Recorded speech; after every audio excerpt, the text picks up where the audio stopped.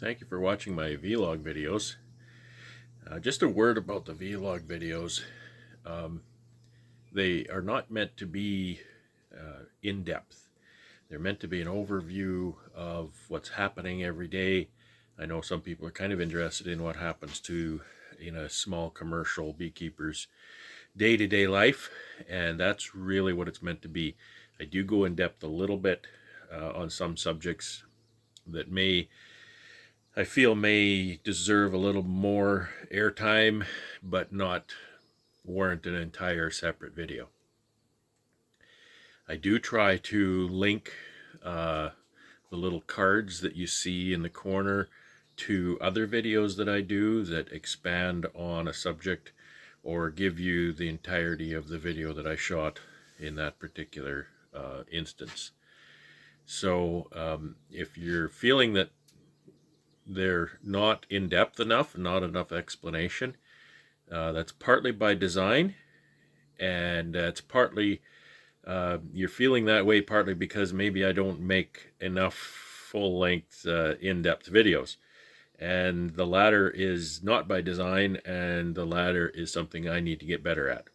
So I appreciate the feedback from those who wanted more in-depth on subjects, and I'll try to do that. But the vlog videos will continue to be mostly talk about today, talk about yesterday. If I didn't do a video yesterday, I try to do it every day. A lot of times I'm finding what happens is I don't know what's going to happen today, so I'll make a video about what happened yesterday. So hopefully that's helpful to you, and I hope you'll continue to watch the vlog videos and just get an insight into kind of the variety of things that are going on.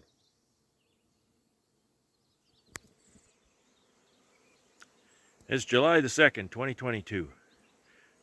You thought I was going to say the tooth, didn't you? Don't blame you. I'm just putting the observation hive back where it belongs, the little red one. It was a big hit at the market, as expected. Everybody loves playing Find the Queen. And there was, I think, only one person who found the queen by themselves. And it's a little girl. I don't know, she's maybe 6 or 7 years old. Found that queen by herself without any help from anyone. And so I gave her a prize. I gave her a free honey stick. And, you know, made her happy. So that was a lot of fun. It was a fun evening. We are extremely tired. I just got up, and got going because I needed to put my creamed honey away into the building so it didn't get hot, and I wanted to put the bees away too.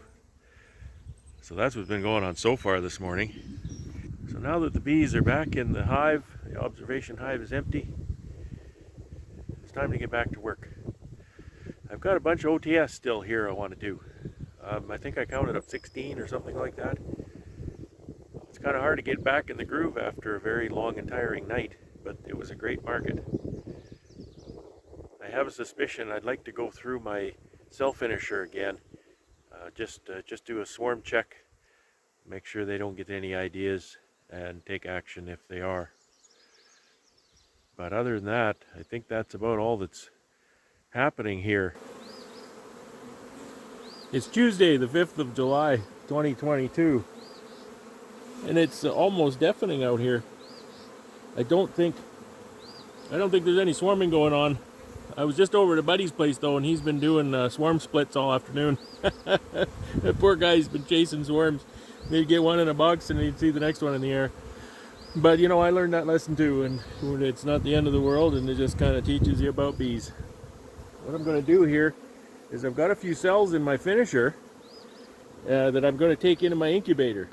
So I just had an experience that, I kind of was always wondering how far could I push this little starter here. It was getting so full of bees, very, very crowded.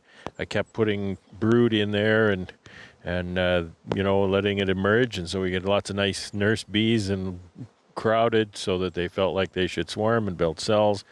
Well, that's what they did. I pulled my cells out of the finisher, and then I put another frame from the starter into the finisher, and I just left the starter like that while I walked to the house and put the cells in the incubator. I come back and the bees are just pouring out of the starter, and they all swarmed. They're all gone. I'm not sure where they went. I'll have to look in the trees later. I don't know how successful they'll be, because as far as I'm concerned, that thing was queenless. It's Wednesday, July 6, 2022. I'm out here a little bit earlier than I normally would be, but it's a nice warm morning, so I think I can start. So I'll catch up on what I've been doing so far this week. I haven't been very good at making the videos. Saturday, I came out and I made 6 OTS colonies. So that involves finding the queen, take the queen out, and sometimes that takes a while to find the queen, sometimes not. You know how that goes. And take that frame that the queen is on, put her in a little box, put her off to the side, and that's partly what the Pro Nukes have been used for. I need to make more of my little 4-frame wooden boxes to use for that. And then after I've taken that frame with the queen, then I'll take another frame, a nice frame of brood, maybe a bit of a shake of bees, but I don't want it too strong. I don't want to steal too much from that colony that I'm going to expect to raise a queen. So that queenless box, and I was using my 6-frame poly boxes for this because I want these colonies in those boxes ultimately. Then they'd be a queenless mating nuke for me for my grafting project here on the side. So then do my OTS notching, and I realized that my video on what is OTS, I didn't actually explain what OTS was, but it stands for on the spot. It's a system that was kind of devised by Mel Disselcone. He didn't invent it. People have been doing this for 100 years. And I explained in my feature-length video about it that I don't follow the OTS system specifically, but I take parts of it that really that I can really use in my operation, and that really speak to me, and that really fit well in what I'm doing. My season is a little different than Mel's, and this year my season is a lot different than Mel's. So I can't really take advantage of exactly how he lays it out. I'm not interested in color by numbers, if you know what I mean. I'd rather paint my own picture, but I'm not beyond learning about how colors work together, etc. How a balanced painting would look, and that sort of thing. So that's what I'm trying to accomplish here in my apiary. Not a color by numbers thing. I don't want just simple step-by-step instruction on something. I want to look at successful systems and understand the steps in those systems and what effects those steps have, so that I can enter into what I do with a good level of understanding. So I made 6 of those on Saturday. I made 7 of those on Sunday. My wife came out and helped me on Sunday. Make some OTS, some nukes, some resource and mating nukes, etc., just like Saturday. Monday I had to go to town. I needed to go to a hardware store and a few other things, make some deliveries, make some pickups. I made a really nice honey delivery. That was nice. So that was Monday. And Tuesday I was kind of back out here. I had some fun with my my cell starter. So here's the story on that. I came out to take cells out of the cell finisher to put in the incubator in the house. Okay, there's already 2 graft frames in the finisher, so I took one out and took those cells to the house. So they're in the incubator now. And before I left, I pulled a graft frame out of the starter that was overdue to be put in the finisher. So I just transferred that. I was kind of in a hurry to get my cells in the incubator, so I left the cover of that starter colony off. And by the time I got back, I just saw the last of the bees flying straight up out of that box and gone. So if you ever wonder if a queenless colony can swarm, I would say, yeah, they probably can. I was kind of wondering how far I could push that little box because it was so unbelievably overrun with bees. So I guess I found out. So then, when I got back, I reworked my finisher. I took all of the sealed brood out of the finisher. Not all of it. I left a couple of frames left so that I could get an influx of young bees, and there's lots of young bees in there anyway. They were building swarm cells, so I had to really knock them down. So there's a lot more drawn comb in there with the queen. I actually took the swarm cells, put them in a little box over here, and wrote a date on them when I can check that for eggs. So the finisher seems to be in good shape now. And then I took the sealed brood from the finisher over into the starter with the bees. So I stocked that again with sealed brood and young bees, and I shook copious amounts of young bees, or at least bees, from the starter from the finisher into the starter. So I'm trying to build up the starter again. It has to be really strong. And I took another, I think I just took one more frame of brood from the apiary here from a strong colony, just to finish off the 5 frames of brood in that starter colony. So now I have 5 frames of brood in the starter. I'm going to try to do another graft today, so that'll make up the 6th frame. We'll see how that goes. So I think you're caught up now, but I've got cells coming ripe. So I need somewhere to put them. I've got a few mating nukes over there now, and I'm going to make a bunch more here today. And so what I'm planning to do is just take the lagging colonies. There's a bunch of colonies that are still in singles. Some of them are a little stronger than others. I'm going to start with the worst. I'm going to pull them down. I'm going to pinch those queens, and I'm going to steal all the resources I can to put in the Pro Nukes as queenless mating nukes ultimately. I'm going to put them in the Pro Nukes to start with because they seal up nicely. I can put them in there. I can close the door. Leave them on this pallet here, and then I put those in my building for a couple of days. And on Friday, then I can bring those back out here and open the doors. Maybe Thursday night I'll open the doors out here. Friday morning I can come out here and transfer those into 6-frame boxes. I'm going to ultimately use my 6-frame wooden boxes for those because I want to fill those up. Those are primarily the boxes I want to use, not the polys. The polys are kind of overflow, particularly because the wooden boxes deal with honey flow a whole lot more nicely in my apiary. I use all 10-frame deeps for honey, and 2 10-frame deeps fit on 3 6-frame wooden boxes perfectly. So they'll make a little bit of honey for me this summer, hopefully. Going to need some honey. I don't know, the flow is so slow to start. I mean, it's the 6th of July and there's very little coming in. But that's the plan. And I got to check. I think there's more cells need to come out of the finisher here, go in the incubator. So I have to check those. Check my calendar, check my gravity. I got a spreadsheet that details everything. And so I'm going to put these Pro Nukes together. So if you've never used these Pro Nukes, I can show you kind of how they go. And because of who I am, I could drive myself crazy with the colors because the entrances and the frame rests are a particular color, and so is the cover. But I could drive myself nuts trying to match up the doors with the lids colors.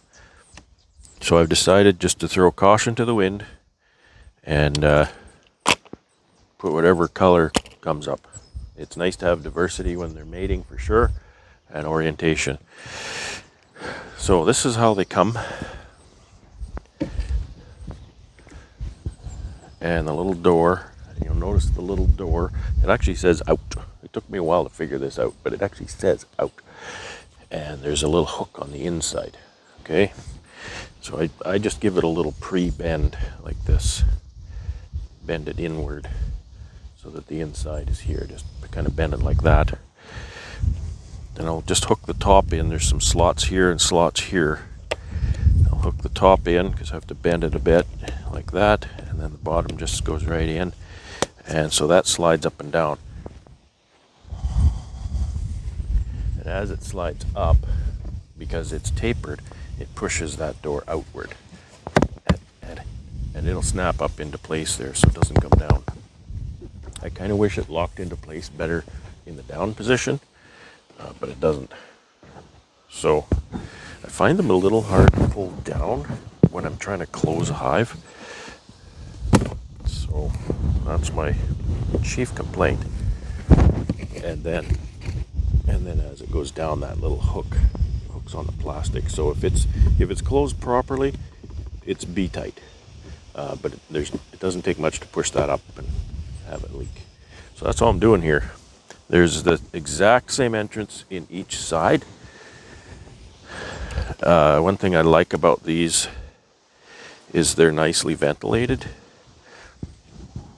These end entrances are nicely ventilated, so I can have confidence that my bees aren't going to overheat. And for what I'm doing here today, I want these to be closed up. So the little frame rests are identical, and there's some little guides at the top here. And sometimes they kind of snap in, sometimes they don't. And what they do is the frames sit here, and these little guides will keep the frames from flopping around like they do in an adjuster box. There's no control there in an adjuster box. So, and then we'll put a lid on. And again, there's something to see in this lid. This lid has a little window in one side. There's no window in that side. So what that window means is, you'll see there's some little dimples sticking up here. And if you put that lid on one direction, the dimples slide down into these holes. Okay? If you turn that lid around, the dimples don't slide into the holes and they sit on top of the plastic. So I don't know that you can see it, but here it says vented and here it says no vent. So since I want my hives vented, then I'll put the window so that I can see the words vented. And then you can actually see there's a space there. I'll demonstrate the other way too. So you'll see the other way that fits much closer. So it's mostly closed off. And you can sort of see the little dimples sitting in the holes. It's also vented here under the end. And when you pick these up, you have to pick them you have to carry them with your fingertips, because if you pick them up like this, you can lift the lid off and then the bees are going to come out. So you need to carry them with your fingertips like that. So I'll turn this back around the way I want it, and then you can see that the little dimples are not showing through the holes, so it's sitting up a little bit. So that's what I want. But I'm actually not going to put the lids on at this time, because I need to fill these with frames. But I need to assemble the doors first.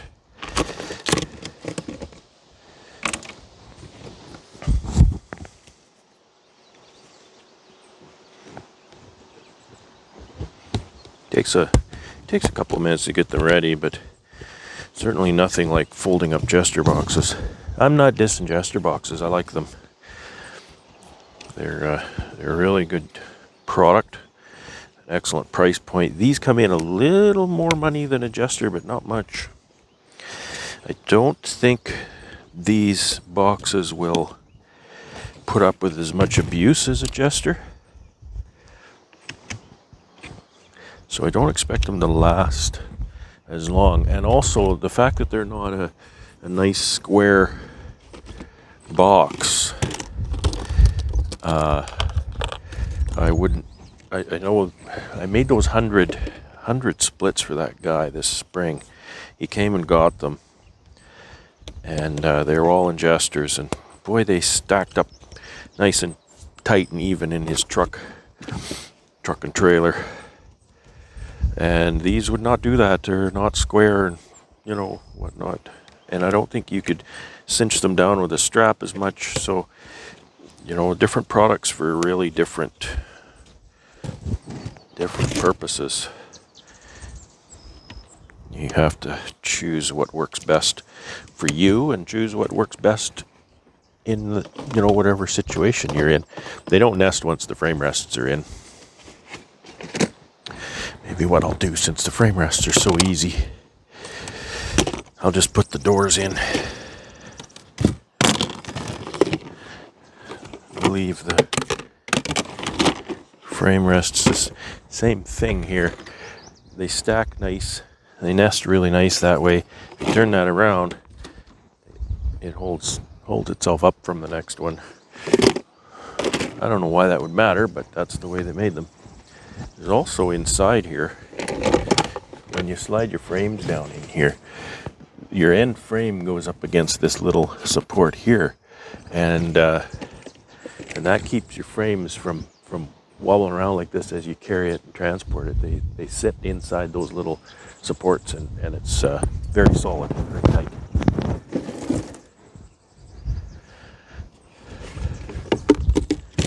So you can stand here and watch me put together Pro Nukes. That's entertaining. I was selling my nukes this spring. Other than that big order of 100, I was selling them in these Pro Nukes and got a really good response from the customers. One guy actually voiced his surprise that they were so nice. I think he said something like, I didn't expect them to be presented in such a professional manner, or something to that effect. And that really made me feel good, and really made me think that yes, they do make a difference to the customer. I deal with small customers generally. Big customers don't care. You could put it in a cardboard box. Big customer. But small customer, I offer this as a deposit scenario.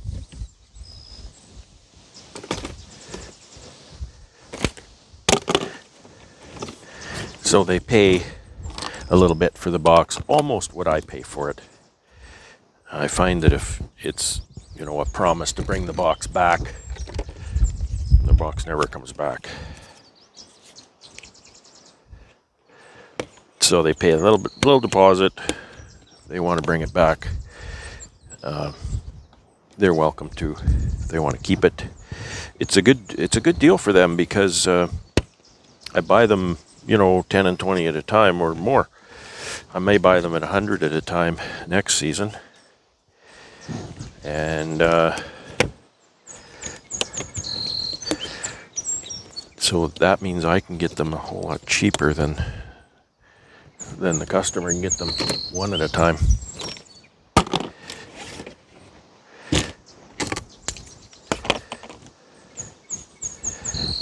So they get to take advantage of the bulk pricing by only getting one if they choose to keep it. There's no problem, they want to bring it back. Get your money back.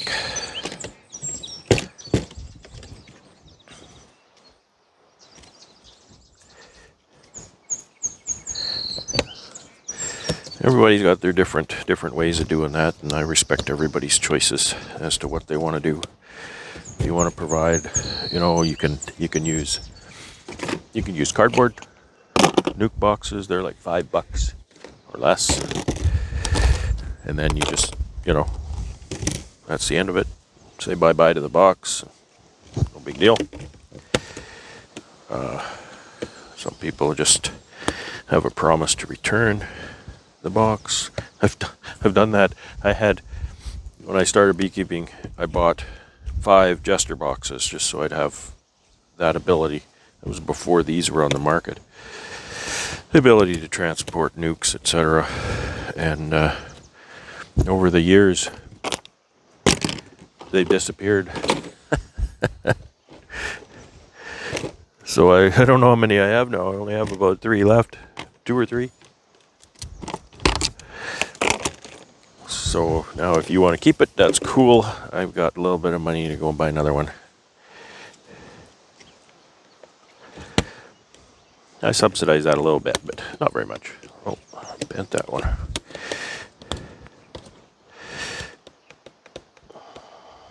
think that's okay. A little too enthusiastic here.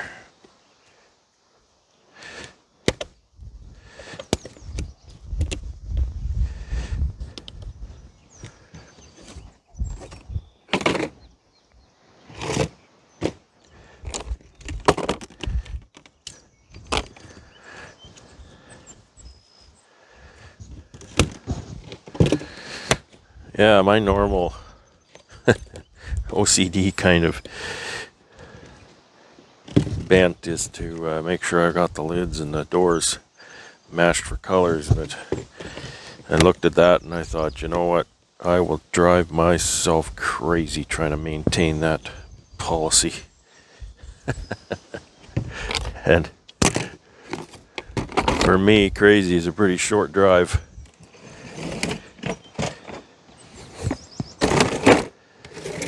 Pretty short drive.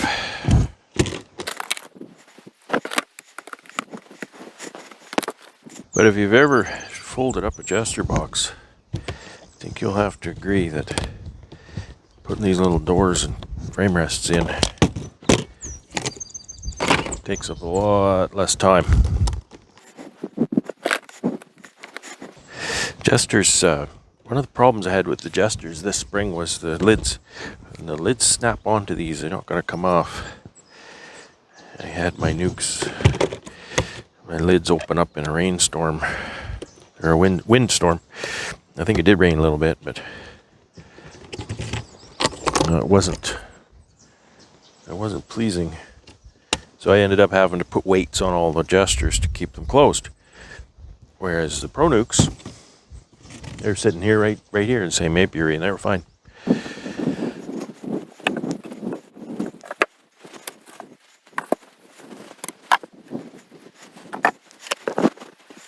So these frames, all of those dead outs last spring, the heartbreaking dead outs, there's always a little glimmer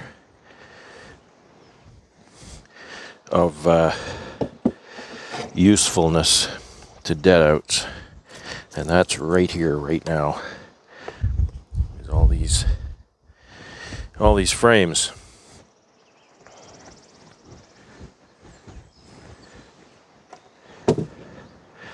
The bees have actually rubbed out the feed, so they're mostly open now.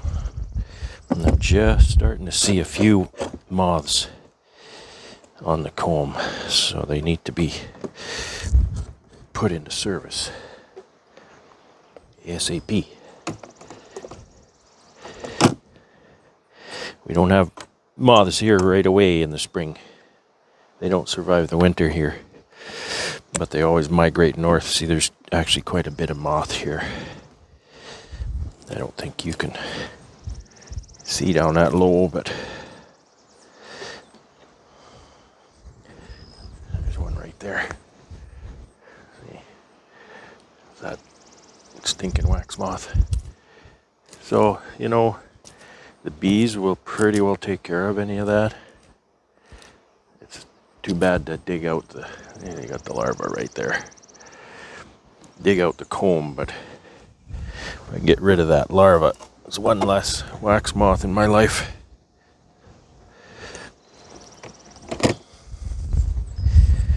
I think I'm going to put 3 frames in each.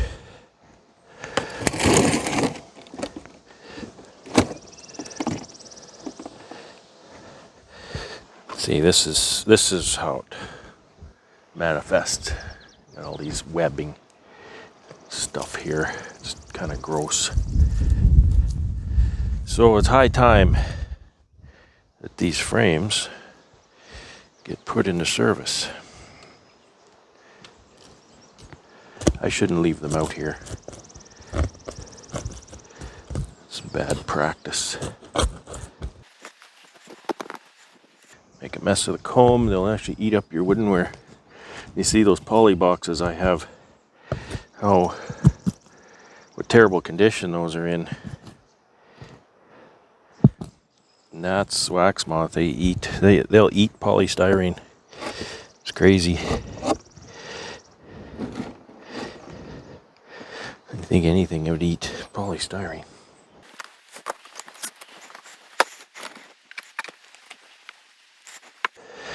I like that the wax moth will actually usually sit there on the comb and let you smash her.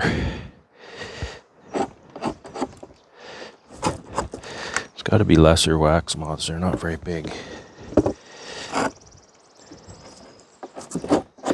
I don't think lesser and greater are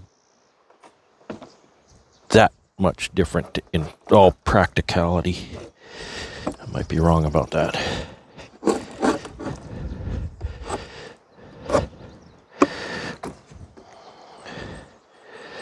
See, the ones that are fairly clean, you know, that haven't had brood in them, wax moth don't go for that. They'll go for the brood. They eat the cocoons. They eat pollen that's in the brood frames. So just pure honey frames are almost completely safe. There was a moth on that, but there has been brood in there too. She went down in there. Oh, she got away on me too.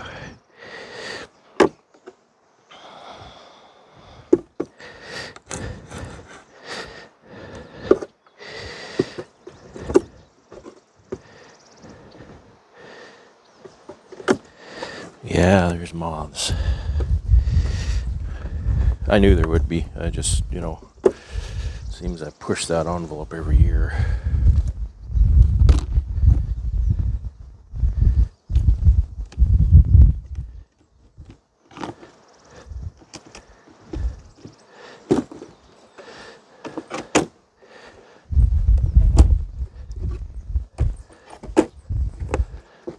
So I didn't mention these Pro Nukes. They're 5-frame boxes. I don't know how many frames I'll be taking out of each colony. So I'll put 3 in them for now.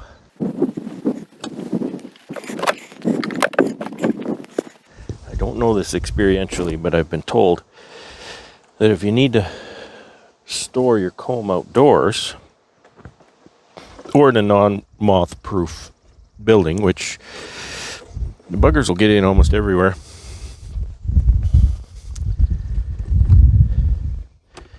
don't have it stacked up in a nice tight pile, because they like dark and kind of secluded areas. Oh, that's nasty. I'm not putting that in there. Rendering time. So you'll see sometimes people stack them up on their end. I see Mike Berry, you see that on his video, and I've never asked him about it, but I assume that that's what he's doing. Storing them outdoors with the boxes just sitting on their ends. Open air, so their wax moths don't take to them. That's a good idea. So this is good timing. Got to get these frames in use. Got to get bees in these boxes. The bees will keep the moths at bay. They don't think that it's not like it's a hive beetle that's going to destroy your colony. Colony doesn't die from wax moths. Colony dies from... If you think colony dies from wax moths, that's because they had way too much room and they couldn't take care of it, and the wax moths moved in. I understand hive beetle's similar, but I don't deal with hive beetles, so I'm not any kind of an authority on that. Yet, there are those in our industry who are more than happy to bring hive beetles into our area, so I imagine I'll be dealing with them before long.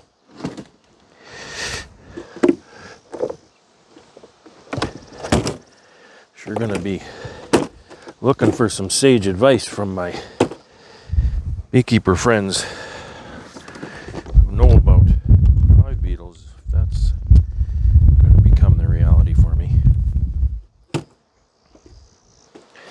I'm not too happy about that, but it's ironic that the same group that can't seem to keep their varroa mites under control are the ones that are blasé about bringing hive beetles into the area. Oh yeah, we'll handle them. Yeah, well,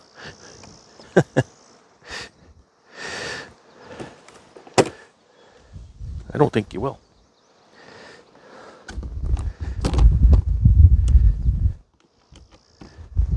How many of these am I making, do you ask? Making as many as I can. This is where your drawn comb shines.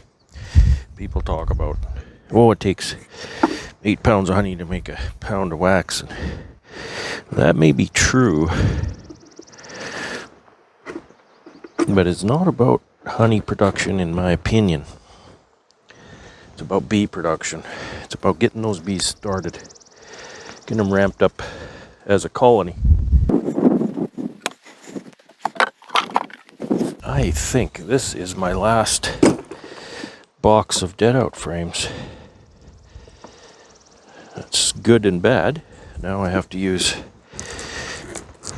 last year's honey frames, but it's worth it, you know. They'll draw new frames on honey flow. Not a problem.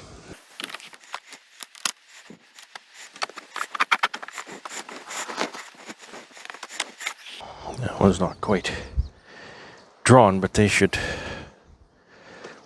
utilize it okay. Okay, so we're down to nice honey frames now. I'm not Mr. Clean. I'm not throwing the wax straight on the ground because it gets stuck in your shoes when you walk on it.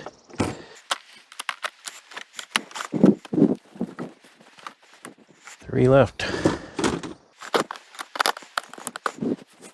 These are nice and clean. Those chipmunks in the bush sure make a lot of noise.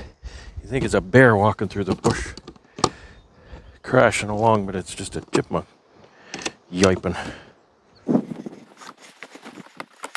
Alright, last one. Sure glad I bought these. Kind of waffled on spending that kind of money, but this is great.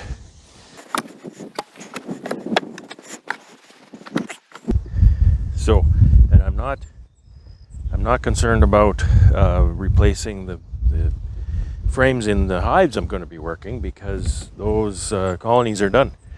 They're going to be removed from where they are once I get the resources taken from them. Today's July the 7th, 2022. I'm lucky I remember what day it is. It's 5:30 in the morning. I've been up since 4. So you see this thing here? You know what's happening today. Today's bee moving day. I've never moved bees to my outyard so late in the season, but the honey flow is just beginning on the 7th of July. We should have had honey flow for at least 2 weeks by now. So that's just another testament to how messed up this season is. So I gotta get on the tractor and get these bees on the trailer. It's Thursday, July 7th, 2022. I've got 4 of my virgin queens here in cages. We've already marked them yellow, and I'm going to install them in these mating nukes. Before I do, I want a quick look at the mating nukes.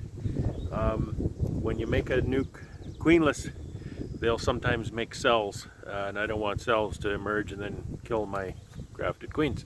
So I'll go through these just quickly before I put the virgin queen in there.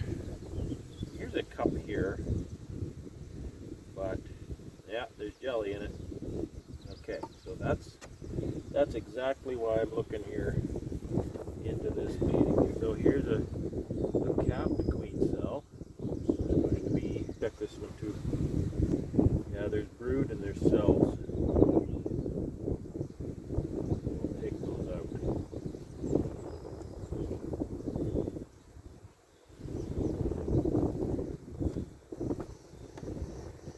They will get a direct release virgin queen.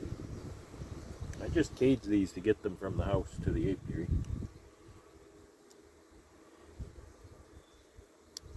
Oh, she's wanting to come out already. So, let's see how introduction goes. I can still see her. I don't know that you can. The bees largely ignore them. And I've never seen the bees react in a remarkably negative fashion. I'm going to rate R4. It's my 4th round of grafting.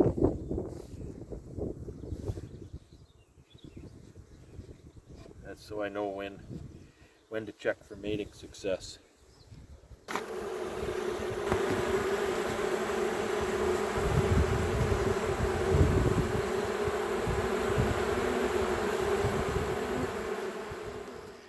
It's Friday, July 8, 2022. So far today, I've checked my cells finisher and pulled 12 cells out of there, went to the incubator in the house. I got settled in for the evening and actually time for bed, and light bulb came on and said, you're supposed to pull your cells out today. And so I left them a day late, and that's fine because it's about 2 more days before they start to emerge. But you don't want to leave them in too late, then you've contaminated your finisher with virgin queen. So I did that this morning. I've come out here to check through these queenless mating nukes that I've made up here. I have not done cell checks on these, so I need to check these for rogue cells and destroy rogue cells if I find them. And I can shake those frames off this time to make it easier because I'm not introducing virgin queens right away. So I showed that in a recent video, so I'm not really going to go into that. There's nothing interesting to see there. So anyway, this afternoon I need to go on a little road trip and go pick up some stuff at Bee Supply and go to a beekeeper I know a little ways away. That's what I'm going to be doing this afternoon, and then I'll come home and I'll put this video together for you. It is a beautiful, beautiful Friday afternoon. Actually, it's a Friday morning still, and it's warm and it's sunny and it's not real windy. So it's just perfect out here. So I hope you had a great day too, and have a great weekend. Have fun.